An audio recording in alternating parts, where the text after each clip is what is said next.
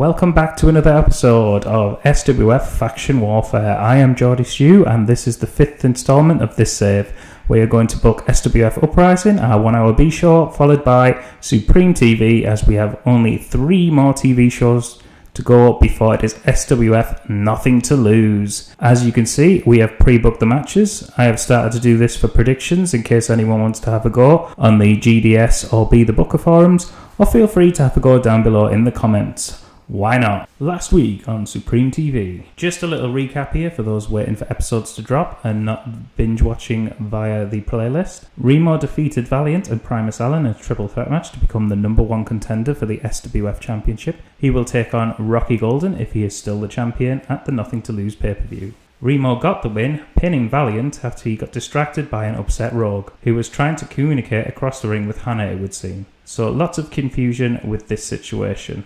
As for a while now, Hannah seems to be distracted and keeps disappearing, and Rogue is being courted by the Harrying, as they look to get him out of his funk and back to glory, claiming their master can give him what he desires.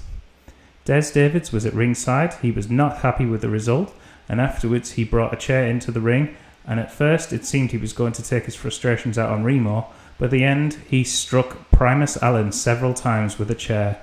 Before Rocky Golden made the save, he was upset with Remo for letting Davids do this to Primus. Hollywood Bret Star and ZWB advanced in their North American number 1 contenders tournament. They will face each other next week. Stephen Parker retained his SWF World Television Championship over Jungle Lord. This title is defended every week, and I need to give a better focus to the challengers instead of just throwing random people at Parker. Faith and Old Glory defeated the SWF World Tag Team Champions of Atom Smasher and Bear Bukowski, but only via DQ, so they didn't win the belt. Eric Eisen later told them that was their last shot. They go to the back of the line and new contenders will be made on tonight's episode of Supreme TV. Eisen did put down a business card for Big Money Inc., so we'll see if that means anything going forward. I talked a lot there, and you're still here, great. Surely that deserves a like. Right, let's get straight into Uprising, and of course we'll start with the pre-show matches to try and develop our talent and our future prospects. Kip Keenan defeated Texas Hangman via pinfall, and this got a 58. The next pre-show match sees new signings of Golden Army, which is Mabuchi Furusawa and Suki, beating development talent Hoss Hanley and Samson Sharp. I did not have plans for the Golden Army, but I wanted to get some top quality wrestlers into the roster, and these two are another little project like Ernest Youngman. A 46 rated match here. In the final pre-show match, Justin Sensitive defeated Ed James, who had his valet Adrian with him. This got a 36 rating. Sensitive with his first match of the diary there. We start Uprising backstage as Angry Gilmore and Ernest Youngman are watching footage of a recent match. Gilmore is passing on knowledge to his young protege. Swagger Inc. enter and demand a rematch, having lost to the pair a few weeks ago. Youngman had caught him off guard at the time, not knowing much about him, but that won't happen again. Youngman accepts on behalf of the Wrestling Machines, and Jack Bruce overhears and tells them it's tonight's main event, and he can't wait to see it. We go to in-ring action next, and Lenny Brown gets a victory over top development talent Warwick Good with his star treatment finisher. This got a 58 rating. After the match, Lenny Brown calls out Stephen Parker and wants a shot at the SWF World Television Championship. Parker comes to the ramp with his muscle Justus Jolson. He doesn't think Lenny Brown will ever be close to his league. Brown tells him to stop acting like a fool. He is running scared. Parker says he isn't running now. He says next week on Uprising, if he can defeat Justus Jolson, he will get a shot at the title. Brown looks happy, but then he's jumped from behind as Jolson had sneaked round behind him and put a beating on him. A 62 rating for this segment, which is way better than expected. Next up, the Dominants get a win over RIPW development talent Papa Swole and Vroshua, as Bear submitted Vroshua with the Bear Trap. A 55 rating match as Swole struggled to keep up in-ring wise. Backstage, Brandon James and Chrissy Angel welcome Bear Bukowski and Atom Smasher back from their match and put over how unstoppable they are and will continue to be. Smasher asks who this new member is going to be. James says it's only a matter of time and to be patient. Chrissy Angel asks how things are going upstairs with you-know-who. James laughs and says it's a case of we scratch his back and he will scratch ours, so business is good. Chrissy opens a case which is full of cash and says, business is big. 2 weeks in a row I made the same mistake. Hellion gets a win over Diva Arnold, but as they are seen as insignificant, they don't have momentum at very warm or above, and they are panged for turning off the crowd. A 36 rated match, but I wanted Hellion over, so this should help as Arnold has more pop. It's comedy time as Gary the Entertainer is in the ring with a set-up magic show with colourful curtains and a table full of props. He is with his beloved monkey puppet. Gary attempts the classic disappearing assistant trick with a planted stage hold in the box. Cue Robbie Wright. He storms down to the ring furious, accusing Gary of wasting airtime. He kicks the magic box, demanding to know how this trick is done. Gary says a true magician never reveals his secrets, but a true jerk always reveals his insecurities. Robbie tries to hit him again, but is sprayed by silly string in the face by the monkey puppet. He falls out of the ring and crawls to the back as Gary and Monkey play up to the fans. In the main event of Uprising, the wrestling machines of Angry Gilmore and Ernest Youngman go to a time limit draw with Swagger Incorporated, which include Mainstream Hernandez and Dominic D'Souza. A 73 rating here, which is fantastic, and we end the show with both teams wanting more time, but the commentators letting us know that we'll have to see what happens next week on Uprising. Overall, a 70 rating, which is definitely the best Uprising so far, and I will continue to overuse Ernest Youngman. We head to our booking meeting before Supreme TV, and as usual, they've got nothing for us. Don't I pay these guys to come up with something? Anything? It's pre-show time as the harrowing of Aldous Blackfriar and Hellion get a victory over Papa Swole and Froshua.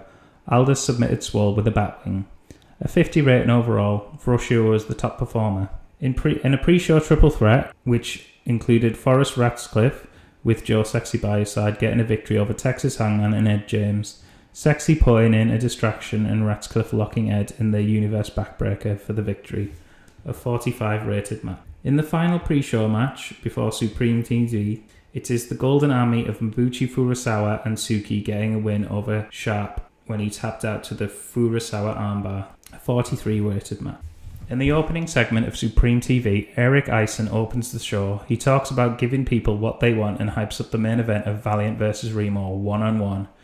Jack Bruce comes to the ring and is annoyed as they agreed they would come to the ring united. Eric says he was so focused he totally forgot. Bruce bigs up his main event idea as he felt last week was unfair on Valiant due to Rogue being out there. Eisen says this will not change the outcome, Remo is still the number one contender. Des David comes down to the ring and ignores Jack Bruce, going straight to Eisen. He demands he make things right and add him into the SWF Championship match at Nothing to Lose. He knows he has Golden's number. Eisen says he can't do that, but he will give him a match tonight so he can potentially build some momentum. Bruce leaves saying he doesn't want to be in the same ring as Davids after what he did to Primus Allen. He tells Davids he better pray that Primus does not fully recover, otherwise he will face a path of destruction he isn't ready for. David looks momentarily concerned at the potential consequences before starts shouting at the fans. An 83 rated segment. I did hope for better. I think Eric brings them down due to his popularity, but he's part of my plans, so hopefully we'll start getting that soon. Who would you have dethroned Golden? Let me know in the comments. I would love to know if any characters are resonating with you. We have the first match of the night, and it's a first round match in the SWF number one contenders tournament for the North American Championship, as Joey Morgan gets a win over Jefferson Stardust. It's a 75 rating, which is great. Stardust was off his game, so with a different role, they may have 77 to 80, which is great. Morgan will face the winner of Randy Unleashed versus Mikey Lau, which happens later tonight. Valiant arrives at the arena. He is accompanied by Hannah, Kip Keenan, Matty Faith and Masked Patriot. They are talking about the party they went to and how Masked Patriot is a total party animal. Hannah is texting but looks frustrated. Valiant is all serious and says he needs to focus and will catch up with the guys later. They all fist bump and leave as he turns to Hannah. He asks Hannah, what was that all about last week? She shrugs and asks if he should not slow down, but he is still suffering the effects of that attack by Scythe and then the cage match. He says she knows that isn't how he rolls, and tonight he will beat Remo and get back into the SWF Championship conversation. They head into the arena. A 78 rating for this one, not too bad with those involved. Backstage, Joe Sexy tells Forrest Ratcliffe he has got an opportunity of a lifetime. Next week on Supreme PV, it will be the specimen Forrest Ratcliffe in a triple threat match for the SWF World TV Championship. Ratcliffe stops pausing and looks at himself for a moment to nod his head and smirk before going back to his favourite pastime. Sexy tells him he went as high up as the SWF board and they need someone with marketability, star power and muscles to lead the company forward. And he told them he has just the man that embodies all three of those. The specimen, Forrest Ratzloff. A 67 rating there. Devs David picks up a victory over Diva Arnold with a touchdown, as he tended to play with his food before jumping up gears and devouring him. Arnold couldn't handle the power, speed and experience. This got a 70 rating. Backstage, Des Davids comes through the curtain. He is met by Chrissy Angel and Brandon James, who says, "I saw what you did out there tonight. You damn near split a grown man in half. And I said to myself, right there, that's not a fire, that's an investment." Chrissy adds, "We don't waste time with potential, Des. We deal in results. And yours, they speak louder than your fists, which I may say so are already doing enough damage to raise your stock value significantly."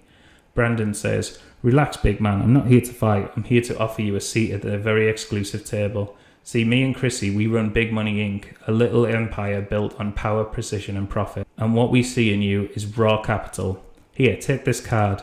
When you want to make the big bucks or want to see what we can offer with your golden problem, you give us a call." Next, we are ringside as Jack Bruce comes down the aisle. He straight away calls out Spencer Spade and asks him to come and join him. When he gets in the ring, he says he is sick of hearing this negativity, moaning and crying because Hollywood Bret Starr is in a tournament. He asks if he is afraid of Starr. Spade says he is no competition and he's a waste of energy. He then doubles down on wanting better competition and Bruce has yet to deliver. Bruce smiles and tells him next week in the main event of Supreme TV it will be Spencer Spade against. Rocky Golden's music hits and he comes down to the ring.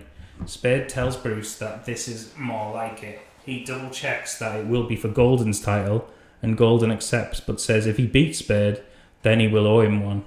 Spade thinks about it for a moment and tells him he is on. He won't owe him anything because he's going to be a dual champion. They shake hands. An 87 rating, and we could have a new leader for the best match for the company if I can get the crowd hot enough.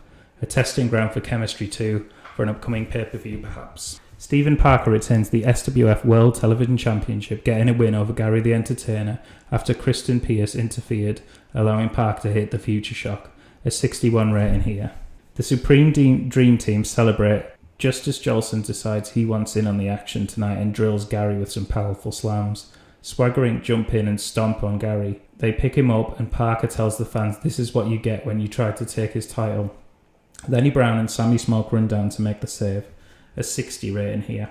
Swagger Inc. stay out there as they have a number one contenders tag match in a fatal four-way.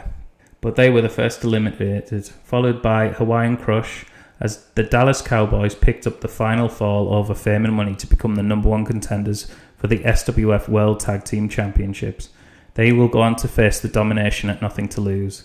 A 70 rated match, which is great for all those involved. Backstage in a darkened part of the arena, Rogue is sat once again soul searching. Valiant is heard shouting for Hannah, who must have gone walkabout again. He marches up to Rogue and asks what the hell is going on with him. Rogue looks up and tells him to get lost. Valiant replies, telling him he wants to know what is going on. What the hell have you been saying to Hannah? Rogue tells him after 10 years he still doesn't get it. He still doesn't know. And he keeps pissing him off. It's been staring you in the face. Rogue gets up and leaves. Valiant shouts, "What the hell are you talking about?" and looks puzzled. Hannah turns up and tells Valiant she has been looking for him and they need to go and get ready as his match is soon. A 78 rating, but I would have hoped for a bit more. In the first round match of the SWF North American number one contenders tournament, Randy Unleashed once again beat Mickey Lau, hitting him with a running enziguri after Huey Cannonball caused the distraction. An 83 rated match, which is great. Hopefully this will not overshadow the main event. With so many showcase matches, I was short on time and would have liked a further angle here, but it wasn't to be, and Remo gets a win over Valiant, thanks to a ref bump and the lights going out. When they came back on, Scythe had returned and hit a vicious chokeslam on Valiant. Scythe then left the ring and watched on as Remo crawled over to get the win. An 80 rated match, which I expected better, must have been my structure of this show. The final segment saw Scythe get into the ring for a stare down with Remo. Both men started to kick the hell out of Valiant as Hannah screamed for help. It came in the form of the SWF champion Rocky Golden, who took down Remo with a belt shot, then used his momentum to take Scythe over the top rope to the outside with a clothesline. The big man landed on his feet though and laughed as he tells him his time will come soon enough. Golden helps Valiant to his feet and then showed out to the crowd as Valiant realised he hasn't finished with Scythe yet, and Hannah checked on him. An 82 rating here. Going to be my worst show thus far. Hopefully it's better than an 81 so I don't get the TV station sliding into my DMs. Not that it matters now, we've got our own network which is bigger. The final rating is an 82, so only just to stop the network moaning at me, but I'm trying to stop booking Golden in every main event for those easy ratings. I have built Remo, Scythe and Valiant and David's up. They all have a high momentum and have gone up between 3 and 5 points in each region for popularity. This show, I had too many matches stealing the show with 15 minutes over, in which it affected the flow. Looking forward to the next show though, some interesting twists and turns to come. Drop the video a like if you like a good twist and turn. We made 2.5 million off these two shows, which is up from the 2.4, and that growth must be adding those dollar bucks, as my kids say. They might watch too much Bluey, if that can even be a thing. We have grown in Canada and small growth in the UK and Mexico. You'll love to see it. Here are the final four in the SWF North American #1 Contenders Tournament. Let me know in the comments who you think will win. Also, for those who like predictions, here is the lineup for next week's Supreme TV. We also have Lenny Brown versus Justice Johnson on the SWF Uprising. If you get them all correct, I will donate my snot to research, so I might one day be cloned to get rid of my Twitch. Speaking of Twitch, I would like more followers, so check out the description. I have a link in there. Once I get 100 followers on there and 1,000 followers on YouTube, I'll do some live episodes. Until then though, I will leave you with some other content I've created which should give you some top tips to improve at this great game, or will take you to the next episode once this is uploaded. Thanks everyone for getting this far. You are super awesome, fantastic, cool balls, amazing. Bye.